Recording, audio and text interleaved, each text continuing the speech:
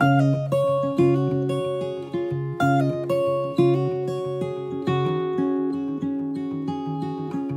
m'appelle Arnaud Parent, je suis metteur en scène. Je suis metteur en scène de théâtre dans un théâtre qui s'appelle le Théâtre des Minuits.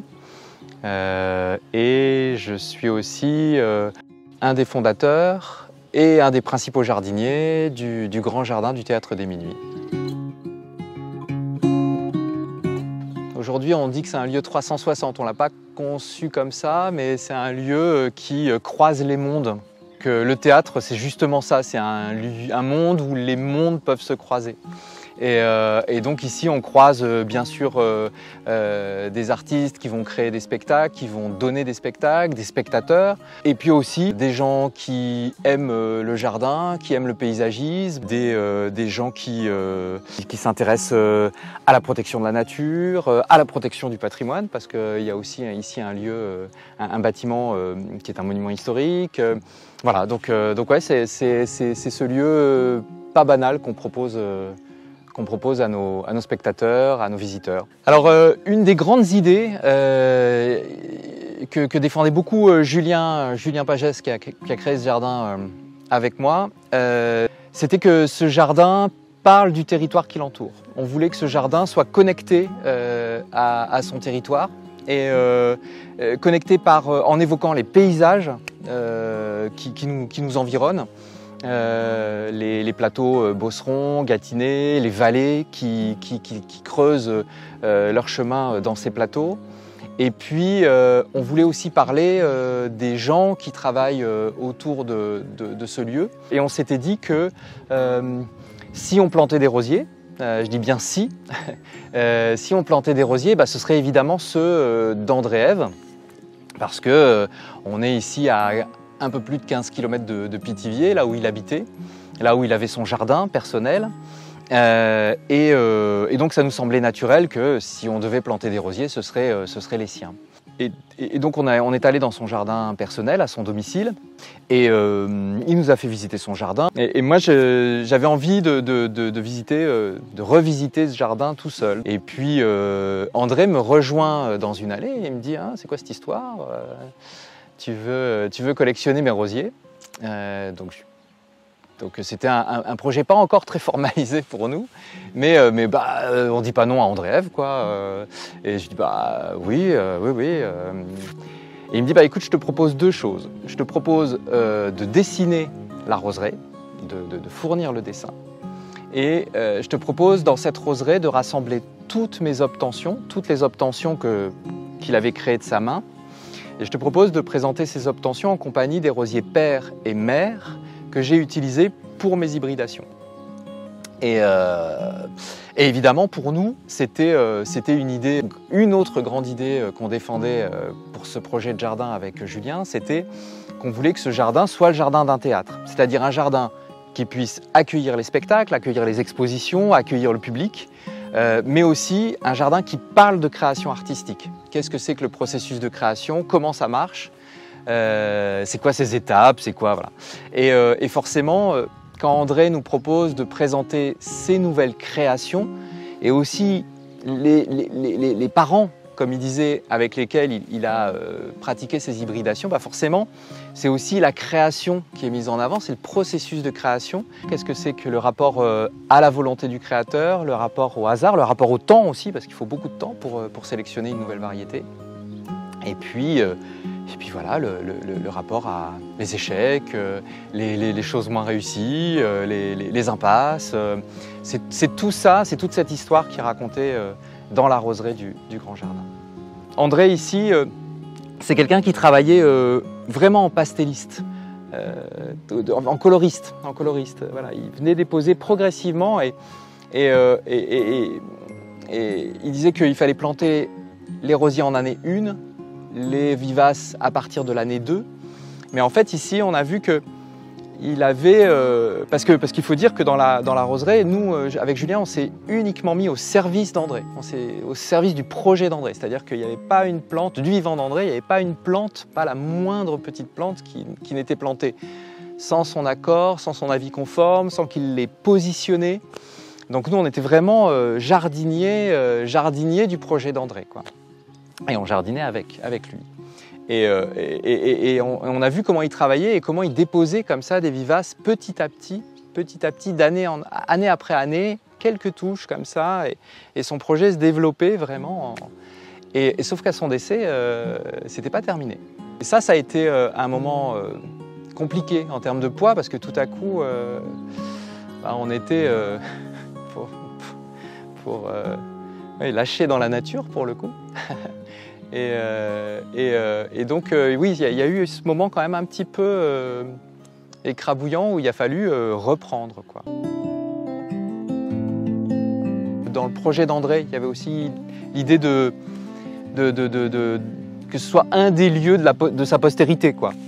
Il y en a d'autres, hein, bien sûr, et des très importants, mais je pense que ça faisait partie des jardins, des cailloux semés par André pour la postérité, effectivement.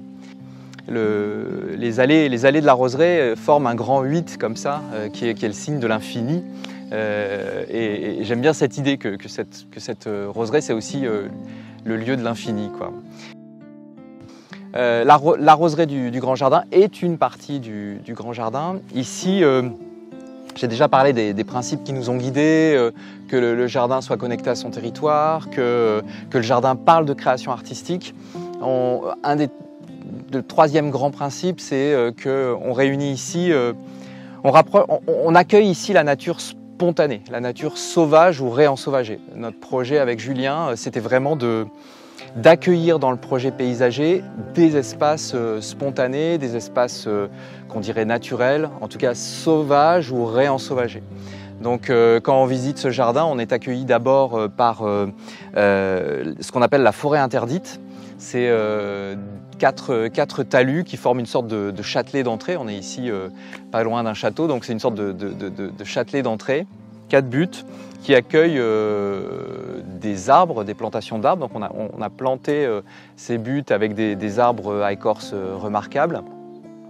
Et l'idée, c'est que après avoir accompagné cet espace pour que les arbres reprennent, etc., et bien maintenant, cet espace est interdit à tout humain, c'est-à-dire même à Julien et moi, même aux jardiniers.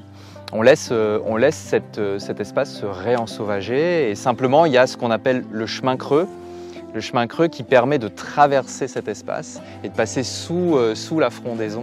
La visite du jardin commence par cet espace de 500 mètres carrés à peu près, réensauvagé. Ce chemin fait 25 mètres, mais il y a tout un voyage, quoi. Il y a tout un voyage à travers cette forêt interdite.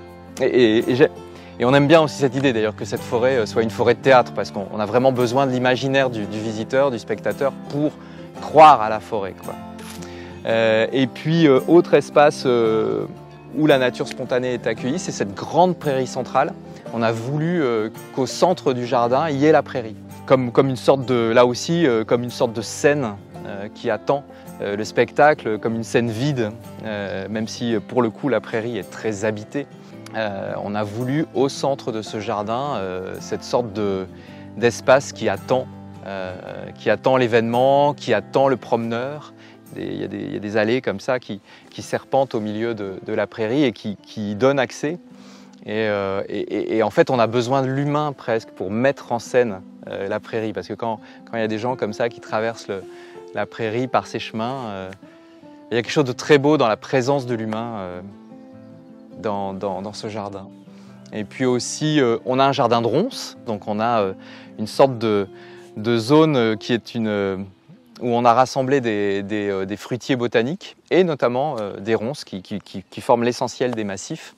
Donc là aussi, c'est une façon d'interroger le visiteur, parfois de le choquer un petit peu, même si quand il arrive jusque là-bas et qu'on lui dit bah, maintenant le jardin de ronces, la plupart des gens maintenant font bah oui, évidemment, il fallait aussi un jardin de ronces.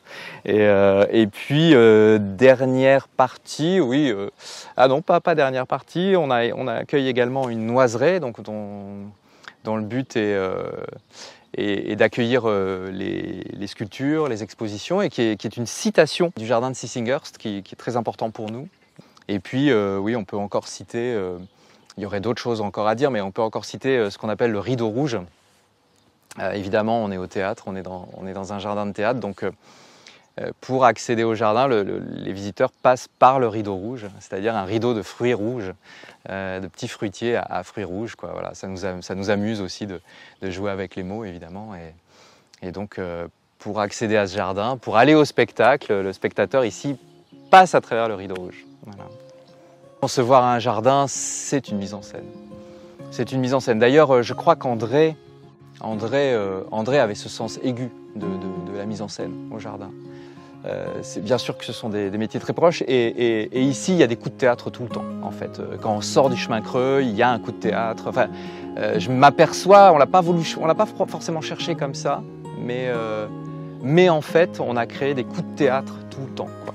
Il y a constamment des émotions liées au fait que au détour d'un chemin, juste on tourne comme ça et on change radicalement de paysage. On a cherché à faire quelque chose de cet ordre-là ici, de constamment, si possible, à chaque pas, changer de paysage. Ouais. En tout cas, qu'il y ait plusieurs coups de théâtre dans la visite de ce jardin. Ouais. Et ce qu'on aime ici, c'est repenser tranquillement, très tranquillement, le rapport entre nature et culture, le rapport entre l'humain et la nature, la place de l'humain dans la nature, la place de la nature dans la vie de l'humain, et de la nature sauvage, spontanée aussi.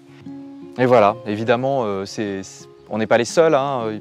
Il y a beaucoup de gens en ce moment qui pensent ce rapport à la nature, mais on est heureux de prendre ici, avec ce jardin, une part, avec ce jardin, avec ce théâtre-jardin, avec ce jardin-théâtre.